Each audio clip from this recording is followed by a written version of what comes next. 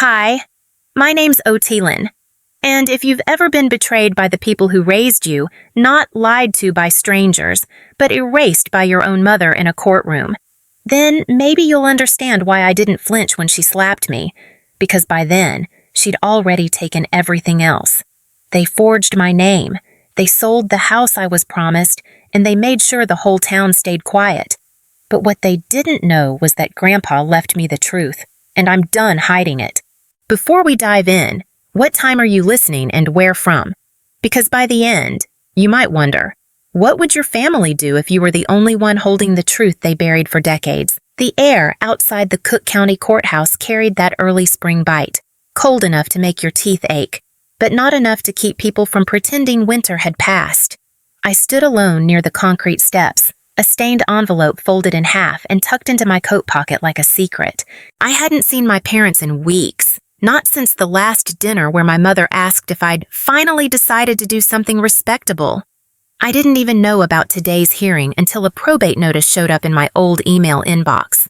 Forwarded by mistake? I was never meant to know.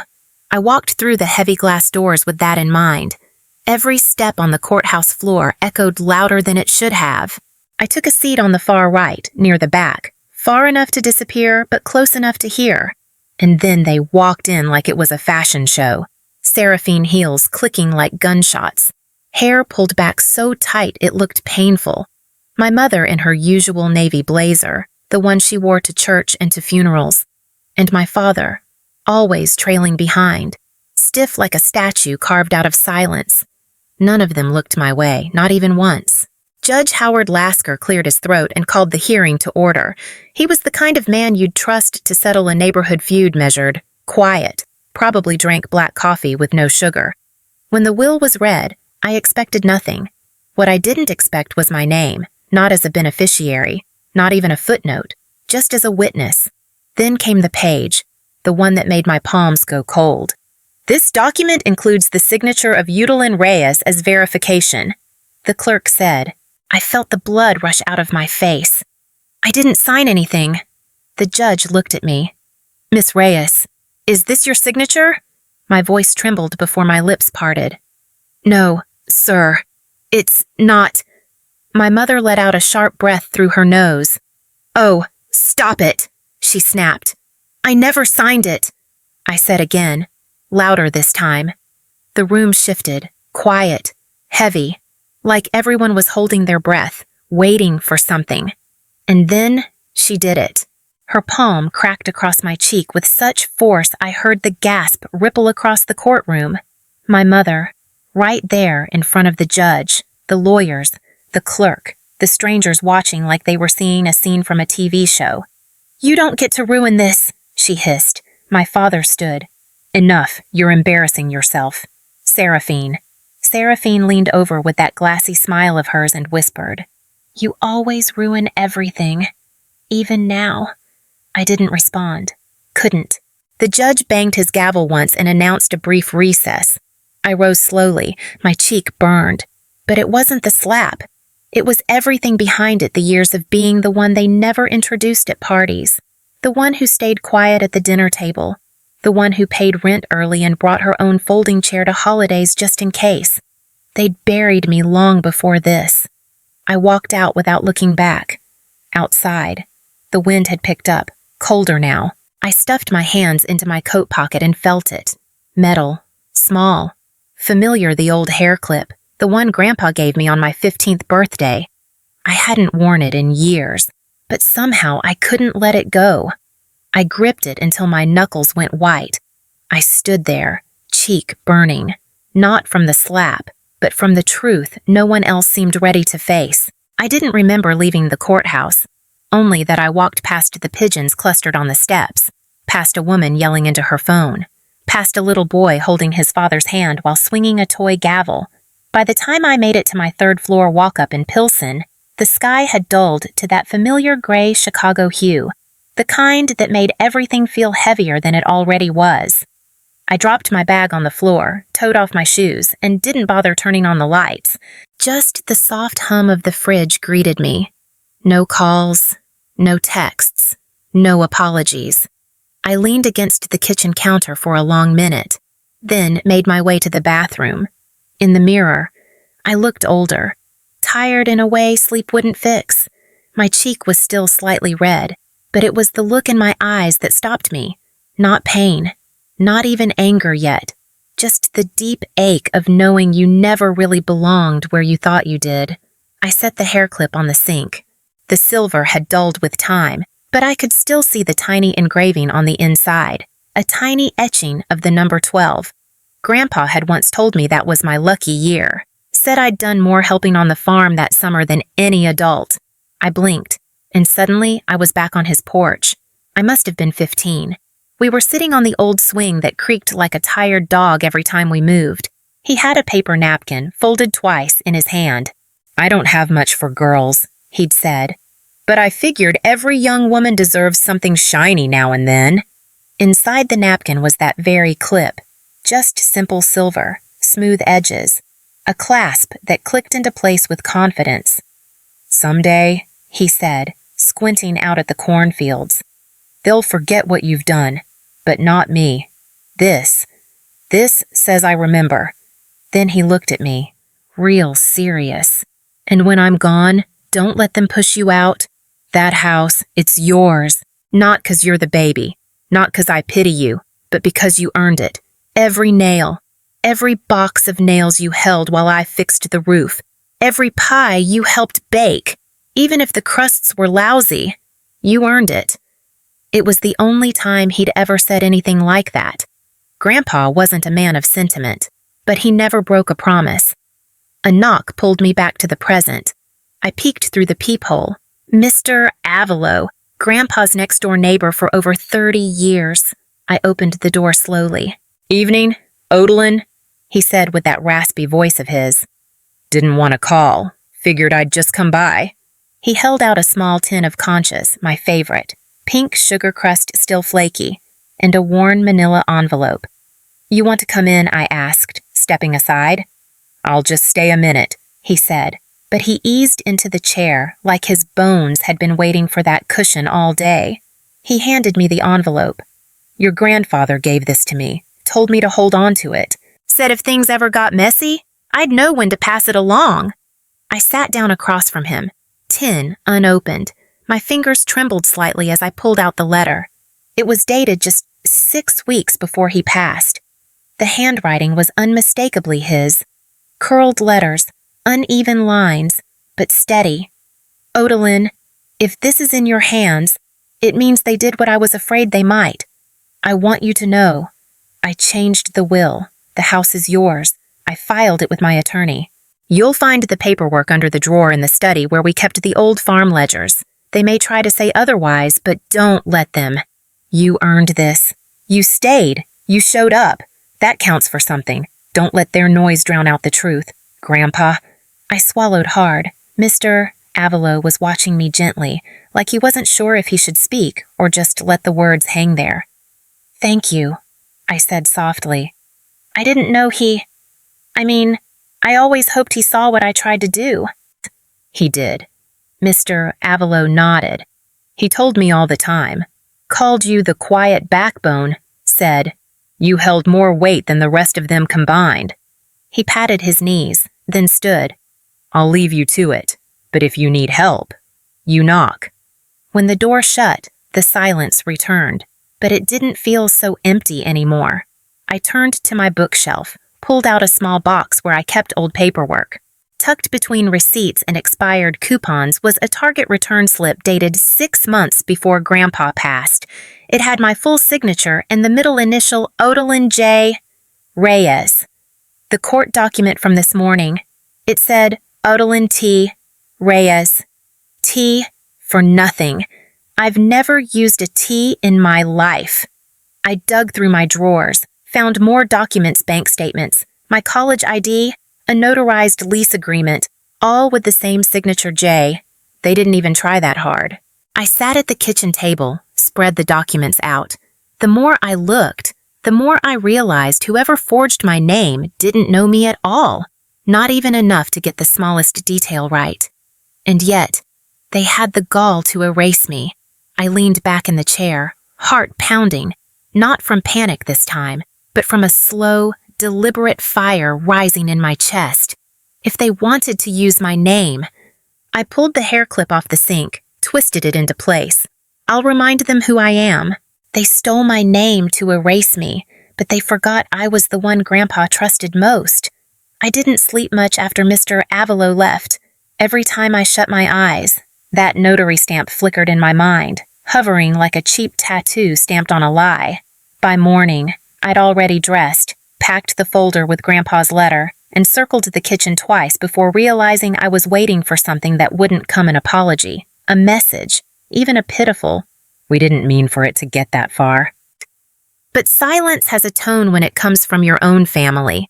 It doesn't sound empty. It sounds final. The Cook County Probate Office was across from an elementary school, which made parking a pain.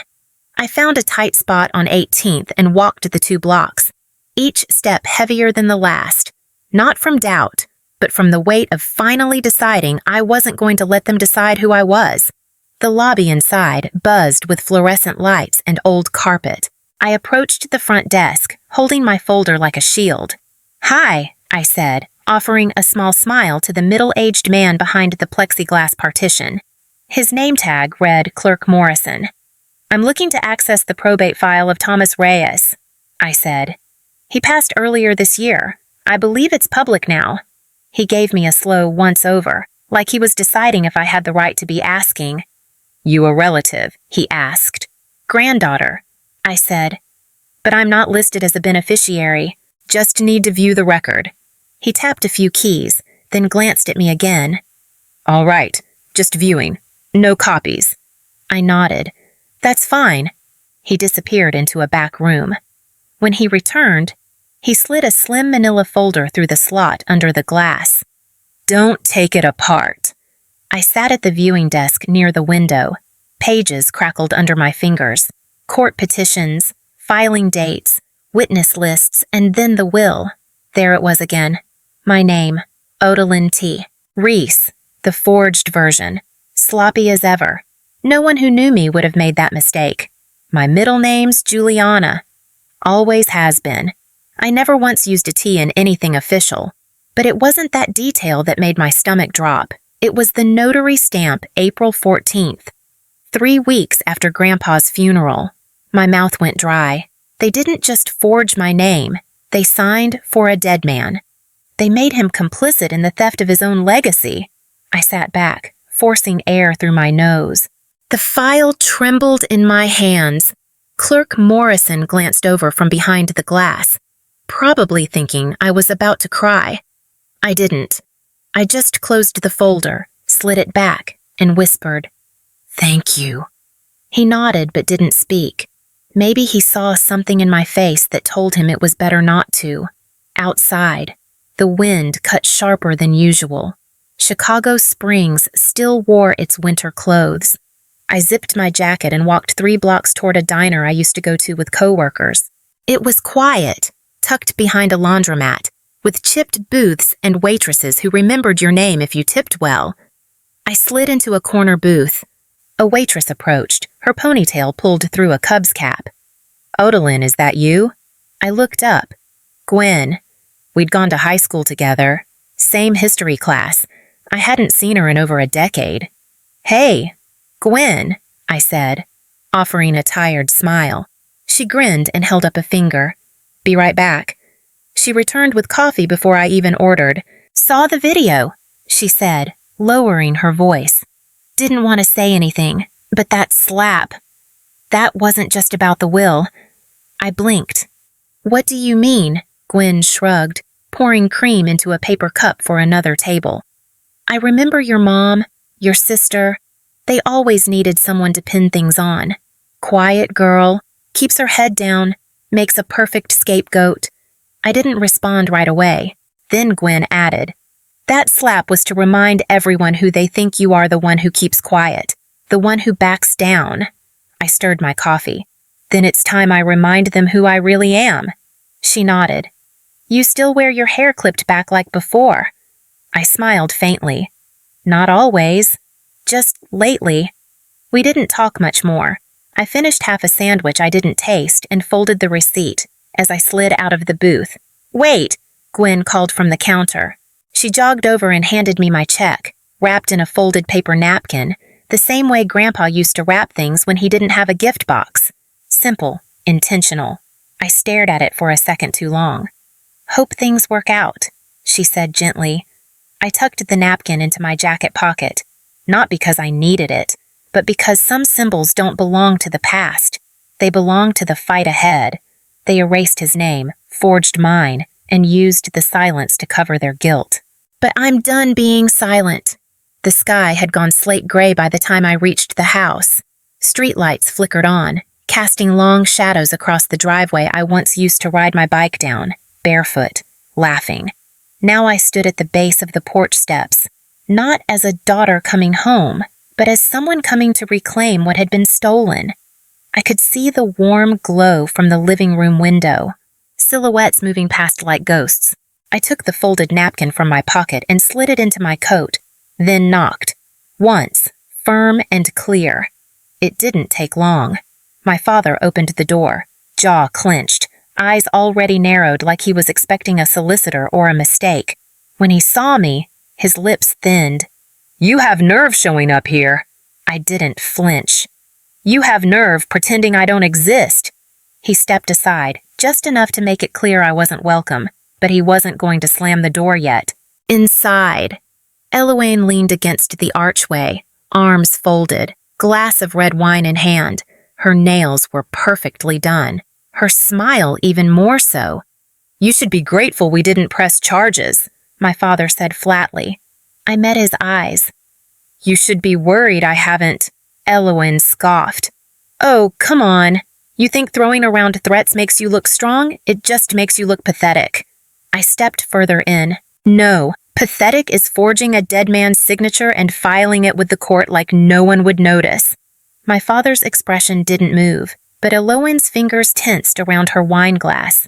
"You've got nothing," she said, too fast. "Whatever theory you've cooked up, no one's going to believe it." "I don't have theories," I said. "I have timestamps. I have probate records. I have a notary stamp dated 3 weeks after Grandpa died." That did it. Eloane turned sharply toward my father. He didn't look at her. Instead, he glanced toward the front porch window, where a shadow shifted just behind the curtains. Mrs. Dalton, their nosy neighbor, always tended her porch plants at this hour. Tonight, she was probably listening through the rhododendrons. I stepped into the middle of the living room. Everything was as it used to be, same throw blanket, same coasters with the Reyes monogram, but it didn't feel like home. Not anymore. "You used my name," I said calmly. "You used his too, and you did it thinking no one would call you out." Eloane opened her mouth, but I cut her off. "I've already spoken to someone," I said, looking pointedly toward the front window. "They've seen what I've seen. You're just hoping they stay quiet." A muscle jumped in my father's jaw. Eloane's wine glass hovered mid-air, like she'd forgotten what to do with it. "You don't know what you're getting yourself into," he muttered. "Don't I said. "Because from where I'm standing, it looks like you're the ones in trouble." He stepped forward. "Watch your tone." "You should watch your actions," I said. I pulled the folder from my coat, set it gently on the coffee table like a final offer. "You have 2 choices: return what isn't yours, or I see you in court. And next time, the judge won't just be watching a slap. He'll be signing an arrest warrant." Silence. It stretched long and stiff, filling the room like thick smoke. Eloane finally spoke, voice cold. "You're just bitter he didn't leave it to you." "He did," I said. "He just made the mistake of trusting you'd honor that." She laughed once, short and sharp. "You think anyone's going to take your word over mine?" "No," I said, reaching into my coat one last time. "But they'll take his." I pulled the folded napkin from my pocket, walked to the coffee table, placed it on top of the folder, the same way Grandpa used to hand me birthday wishes or handwritten advice. Always wrapped, always meaningful. "Eloane," I said softly, "he used to write blessings on these." She stared at it. suddenly unsure. "Let's see what you write," I added. When the blessings run out, I turned and walked out. The air outside hit different this time. Not colder, just clearer, like I'd walked through the fire and found the path waiting on the other side. By the time I walked up the narrow stairwell to my apartment, the adrenaline had worn off. My shoulders ached from holding them high, spine locked in that defensive posture I learned too young and wore too long. I shut the door behind me and let the darkness hang for a beat before flipping the switch. The room was quiet, too quiet. No echo of voices, no footsteps overhead, just the hum of the old fridge and a draft slipping through the cracked window above the sink. I tossed my coat onto the chair, the napkin crumpled in its pocket. The folder was still tucked under my arm. I laid it on the kitchen table, next to my scattered documents and unpaid bills. Paperwork spanned half the surface court notices, bank statements, old tax returns. It looked like a war table, and maybe that's exactly what it was. In the bathroom, I stared into the mirror. The slap mark had faded, but not completely. A faint pink outline still curved across my cheekbone, like a bruise shaped by memory more than skin. I wiped the rest of the foundation off slowly, layer by layer, as if removing it could make the day disappear too. I sat on the edge of the tub and let it all catch up to me, the lies, the forged papers, my mother's hand, Eloine's smirk, my father's silence. It was like my family had gathered every ache I'd ever swallowed and turned them into ammunition. Tears came, not in a torrent, not sobs, just a quiet sting, like something finally giving way after being braced for too long. I wasn't crying because I was weak. I cried because I was tired of being strong when no one else ever had to be. I don't know how long I stayed like that, but when I got up, the hallway outside was dark. The city outside had settled into its own late-night rhythm.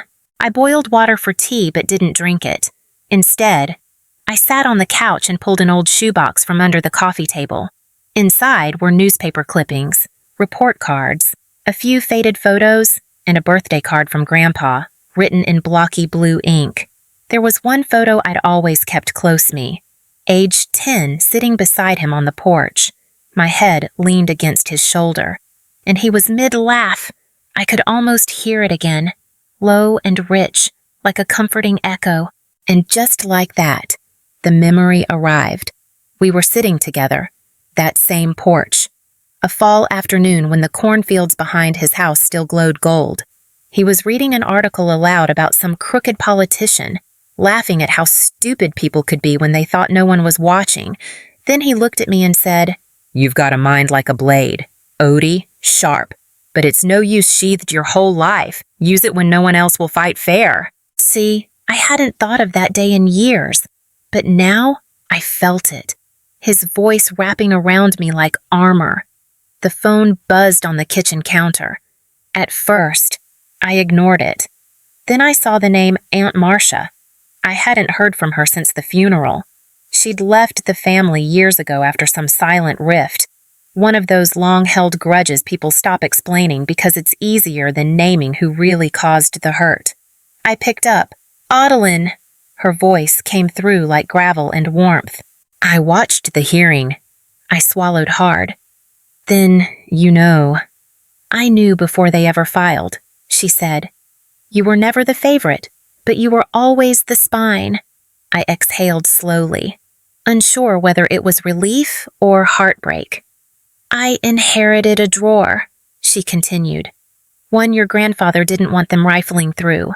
I found something, a signed trust draft, dated, witnessed, with your name where it should be." My pulse stopped. "What? I'm sending you the scanned copy. I figured it might come to this. He didn't want lawyers. He just thought they'd honor it." "Well," I said quietly. "They didn't." She paused. "Odie, you're the last one who remembers what he wanted. Make them listen." We talked a little more, mostly in silence. Then I hung up. I opened my email. There it was, a scan, grainy but clear. His writing, his initials, his full signature. My name, not as a witness, as the inheritor. Outside, muffled voices trickled through the vents. A teenager's voice thick with frustration and something deeper. I recognized it, Amelia, the girl down the hall. Her mother had remarried last year, and ever since. I'd noticed Amelia staying out later, walking slower when coming home. I opened my door. She sat slumped against the stairwell wall, hoodie pulled over her head, eyes rimmed red. "You okay?" I asked gently. She didn't answer at first. Then she sniffed and wiped her nose on her sleeve. "My mom says I ruined everything, says if I'd kept my mouth shut, he wouldn't have left." My chest ached. "I didn't say anything," she added, voice cracking. "I didn't tell anyone." I sat beside her on the cold step, hands folded in my lap. "Sometimes silence lets them win," I said.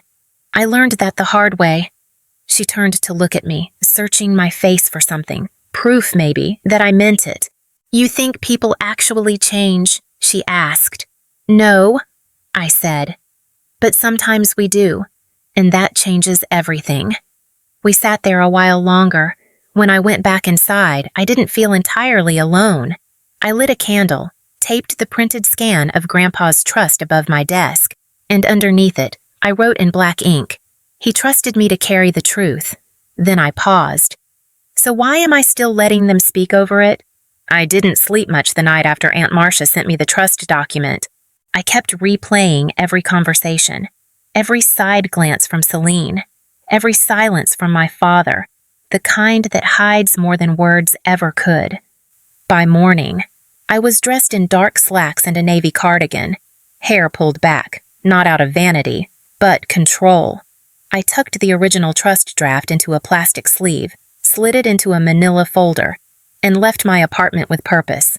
I didn't bring a smile. I didn't need one. The Cook County Courthouse sat squat and gray beneath a sky smeared with clouds. Inside, I found the public records room, quiet, almost reverent. The scent of dust and ink filling the air like it belonged to a different decade. Behind the glass window sat Miriam, silver hair in a soft twist, thick glasses perched halfway down her nose. She'd known me since I was 12. I used to sit outside her office while Grandpa handled county permits for his property. She looked up, blinked once, then leaned forward. "Odalyn," she said slowly. "You all right?" I offered a faint nod. "I need to compare two documents. It's important." She led me to a small back table behind the front kiosk, the kind where clerks do deeper file pulls. As she fetched Grandpa's will from the system's archive, I carefully unzipped my folder and laid out the version Marcia had found. 10 minutes later, she returned, handed me a thin file with an odd weight to it. I opened it and froze. The signature line it had Grandpa's name, but his middle initial was wrong. More than that, his handwriting didn't match. I could spot the difference from across the table. My grandfather's penmanship had always slanted upward, even in his final years. The signature here dragged downward, flat and mechanical. And then, the notary stamp. That was the dagger, dated 2 weeks after he died. Miriam sucked in her breath. "Oh, Lord." She pulled the file closer, checked the metadata printout. This was uploaded through the registrar's back channel, not the regular submission queue, she said quietly. "Which means someone inside." I finished for her. Miriam looked at me, really looked. "If this gets out, your family won't be the only ones panicking. This kind of backdoor edit, it doesn't just happen." I nodded once, my fingers curled tighter around the plastic sleeve with the real trust. "They forged his name," I said under my breath. "They erased his wishes." "And yours," she added. "Don't let them." I left the courthouse mid-morning, the chill in the air doing little to clear the weight pressing on my chest. By noon, I was home again. I locked the door, double-checked it, then placed both documents side by side on the kitchen table. That's when I heard the key turn. I stood still. 1 second. 2. The door creaked open, and in stepped Celine. She didn't say hello, just dropped her designer tote on my entry bench and let herself in like she owned the place. My stomach turned. She looked around, eyes narrowing at the scattered documents. You still living in this shoebox? You still breaking into places that don't belong to you? I asked. She walked to the table, then paused at the documents. I'm here to save you from yourself. No, I said. You're here because you're scared. Celine crossed her arms. You really think anyone's going to believe some dusty draft from a disgruntled aunt? The court already processed the will. I stepped forward, steady. I've compared metadata. I've spoken to Miriam. The notary dates after he died. Celine flinched just slightly, but enough. Then she smirked, but it didn't reach her eyes. You don't want to dig deeper. Odie, if you go down this road, don't expect the family to come with you. They were never with me, I said. She tilted her head. You always were unstable. Grandpa said it himself. You were too emotional to be trusted with anything serious. I didn't blink. Then why was he whispering my name at the hospice? I asked. When he thought no one could hear. Silence. Celine shifted her weight, dropped her eyes for a second, then turned and walked toward the door without another word. The click of it closing behind her wasn't final. It was a threat wrapped in silk. I sat down. My hands trembled, but not from fear. From fury I was learning how to hold. As daylight faded, I moved through the apartment like a ghost, folding laundry, watering a plant that hadn't bloomed in months, checking emails, and then I saw it. Taped to my front door, white paper, red stamp header, cease and desist, intent to pursue legal action. Filed under the name Nolan Reyes.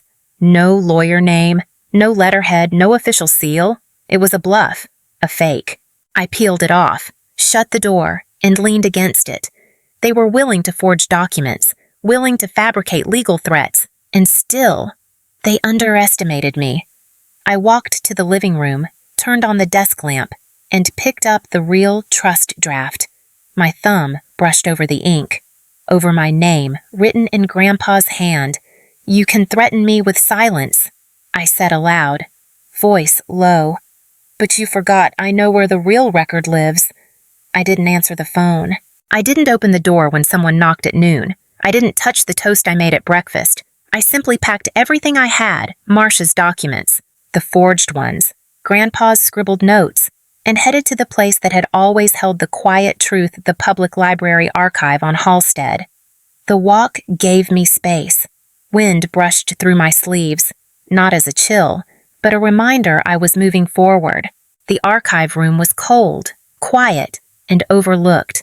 The perfect place to be forgotten, which is probably why Grandpa used it so often. I remembered coming here as a teenager, watching him flip through zoning ledgers with his glasses perched too low on his nose and a thermos of coffee in his coat pocket. Today, the shelves were the same, the corners dusty, the desk lamps dim. But in the farthest row, near the family deed section, I found the record book he used to log in under our surname Reyes, property, medical, financial. It was tucked between entries, wrapped in waxed paper, and labeled in Grandpa's handwriting, Marguerite, for when they pretend she never mattered. I took a sharp breath. My fingers shook as I lifted the paper and the binder underneath it. Marguerite. My aunt, who hadn't been invited to a holiday dinner in over a decade, the one they called too soft, too poor, too bitter. She was the one he gave this to. I called her from the library stairwell, my voice steady. Odilin, she asked, cautious. They told me you'd forgotten me too. I remembered you, I said. Can we talk? We met that afternoon in a booth at Marissa's cafe. She wore the same navy peacoat from years ago, only now the buttons were loose and the shoulders slightly sunken. But her eyes were still fire. She didn't waste time. Set a small, locked binder on the table between us. Your grandfather gave me this the week before he passed, she said softly. Said to give it only to the one who comes asking the right question. She slid it across. I opened it, Inside was the unaltered version of the trust, my name clearly marked as the primary inheritor, Grandpa's signature at the bottom, and a post-it in his handwriting, "This is who carried me when they didn't show up." Below it, folded receipts from the hospital, wire transfers. The charges were paid not by my parents, not by Celine, but by me. I remembered that night, emptying my savings, calling from my studio apartment, telling the hospital billing desk, "Yes, charge it to this card." "No, I don't need a thank you." Back then, I didn't do it for thanks. Now I finally knew he saw it. There was a letter too, folded into thirds, brittle at the edges. "To Odilon, they'll say you're difficult. They'll say you're wrong. But I knew which one of you stayed. Hold the line, girl. The truth lives in quiet hands." I didn't cry. I didn't break down. Instead, I looked up at Marguerite. She nodded once. "Go get them," she said. By sunset, I was at my desk again, this time with intention. I opened my laptop, pulled up my affidavit template, and began typing. Each line was a record, a timestamp, a truth that had been buried but never erased. By the time the affidavit was 10 pages deep, I had attached every supporting file notarization discrepancies, transfer logs, signature overlays, all labeled, all dated. I included screenshots of the metadata Miriam had helped me uncover. I added a final paragraph detailing the intimidation tactics, the forged cease and desist, the slap in court, Celine's break-in. My last sentence read, "This affidavit is submitted without threat, coercion, or expectation, only with the belief that truth deserves air." And then I made the call. The State Ethics Office. "Ma'am?" the voice on the line asked. "Are you prepared for what comes next?" "Yes," I said. I was born into it. The next step was purely mechanical.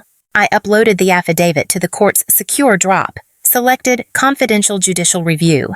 Then I scheduled 3 deliveries, one for the probate judge, one for the Ethics Review Board, and one for Nolan's own law office, all to arrive at exactly 800 a.m. As I sealed the last copy in an envelope and placed it by the door, I opened my phone. On the local news app, there was a gala livestream already playing Nolan and Celine, arm in arm, smiling before a banner that read, "Reyes Foundation for Legacy Growth." They posed, laughed, waved. Photographers snapped away. They looked like royalty, but royalty built on rot never holds. I turned off the phone, walked to my kitchen, poured a glass of water with steady hands. They'd smile tonight, but morning was coming, and I was bringing the light. The sun hadn't cleared the courthouse roof yet, but the parking lot was already crawling with movement lawyers arriving in pressed suits, local reporters in quiet clusters, and a low buzz that didn't match the usual hush of probate proceedings. I walked in without a crowd, without an entourage, just me and the sealed truth I'd already handed over 12 hours earlier. The real show had already started. At exactly 8:30 a.m., Clerk Monroe opened the sealed submission file in the court's document management system. The courtroom screen flickered once, then filled with my affidavit, time-stamped, watermarked, and backed by state encryption. Nothing screamed. Nothing announced itself. It just appeared, like the truth does when it's ready to speak. I didn't need to say a word. My file had already done the talking. Across the aisle, I caught Celine mid-conversation with her counsel, unaware of what was coming. Nolan sat behind her, cool as ever, sipping coffee like it was just another Tuesday. The judge entered. "Docket 1A, Reyes Estate Dispute. We've received an overnight affidavit with substantial attachments and a notarized statement from Ms. Odilon Reyes." Celine froze, the color draining from her face like water circling a drain. Her attorney whispered something, scrolled rapidly through a tablet, then paused. "Your Honor, we object to the inclusion of You're late." Judge Cortez cut in, firm. "This was submitted under verified identity and under oath. The content meets preliminary evidence thresholds. Your objection is noted and overruled." Celine's mouth dropped open. She turned in her seat, glaring at me like I'd committed some ancient betrayal. I didn't flinch. The judge continued, "Effective immediately. We are issuing a temporary freeze on all disbursements associated with the contested will of Luis Reyes. The court acknowledges the affidavit's inclusion of multiple inconsistencies, including metadata manipulation and financial coercion." Gasps rose behind us. Someone from the Charleston Chronicle scribbled into a notebook. Another clicked a photo from the press row. Celine stood up. Actually stood. "This is a circus," she hissed. "You really believe some pathetic upload over actual family? Over me?" Her lawyer tugged at her sleeve. "Sit down." But she wasn't done. She always wanted to be the victim. She's doing this because Grandpa never trusted her. Everyone knows she was a burden.